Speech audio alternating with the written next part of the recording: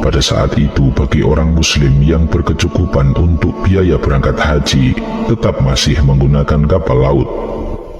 Hari itu semua calon penumpang haji sudah bersiap untuk berlayar mengarungi lautan luas. Di antara mereka ada seorang wanita yang meminta tolong kepada suaminya. "Mas, belikan saya anggur, saya sangat menginginkannya," pinta sang istri dengan nada melas. "Oh baik, mumpung kapal belum berangkat juga," jawab si suami. Kemudian si suami bergegas keluar mencari anggur di sekitar kawasan pelabuhan. Namun sayang sekali anggur yang diminta sang istri itu belum juga ia dapatkan. Akhirnya dia mencoba masuk ke dalam pasar untuk mendapatkan anggur yang diminta sang istri tercinta. Dan akhirnya dia mendapatkan anggur-anggur yang masih segar dan bugar. Dengan bergegas dia langsung membawa anggur tersebut menuju pelabuhan untuk dibawa kepada istrinya tercinta. Namun betapa terkejutnya dia, ternyata kapal yang akan ditungganginya itu telah berlayar pergi. Kapal yang mau ditumpangi itu semakin lama semakin jauh dari pandangan. Sedih sambil merenung di pinggir pelabuhan, hanya itulah yang bisa dilakukan si suami itu. Dia bingung apa yang harus dia lakukan. Tiba-tiba ada seorang laki-laki menghampirinya, dan dia pun memberikan saran kepadanya untuk sowan kepada Kiai Khalil dan menceritakan apa yang telah terjadi. Mendengar saran itu, sang laki-laki itu pun penasaran dan berangan-angan, siapakah Kiai Khalil itu? Bisakah dia menyelesaikan masalah yang telah aku hadapi? Begitulah pertanyaan yang berada dalam lubuk hatinya. Tanpa berpikir panjang, sang suami itu pun datang ke Bangkalan. Setibanya di rumah Kiai Khalil, langsung beliau menyambut tamu itu dan bertanya, "Ada apa? Apa ada yang bisa saya bantu?" kata Kiai Khalil.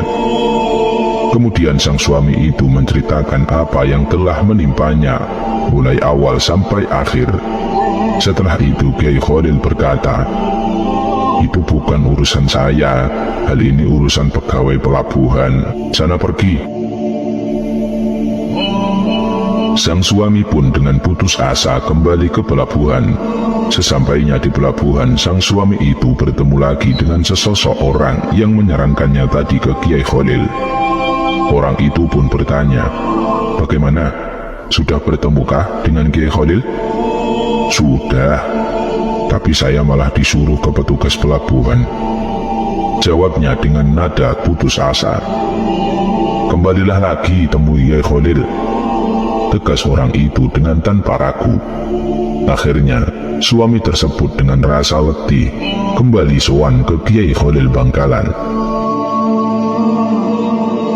Bolak-balik sowan telah dilakukan berulang kali. Sang suami yang malang itu meminta pertolongan dengan nada yang membelas. Akhirnya Kiai Khalil Bangkalan pun berkata, "Baiklah, saya bantu, karena Anda sangat menginginkannya." "Terima kasih Kiai," kata sang suami dengan girangnya. "Namun ada syaratnya," kata Kiai Khalil. "Siap Kiai, saya siap penuhi persyaratannya," jawab sang suami itu. "Apapun yang telah Anda alami setelah ini, jangan ceritakan kepada siapa-siapa, kecuali saya sudah meninggal. Apa Anda sanggup dengan persyaratan tersebut?" pesan Kiai Khalil.